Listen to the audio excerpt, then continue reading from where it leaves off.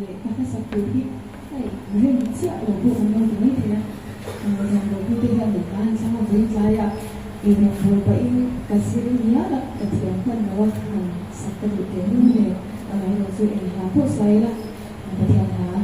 ảnh hưởng của sai là cái theo là đâu bị nào trong điều ăn thì không phải là chủ yếu cái theo là bị nào xuống trong học tiền là không sao vậy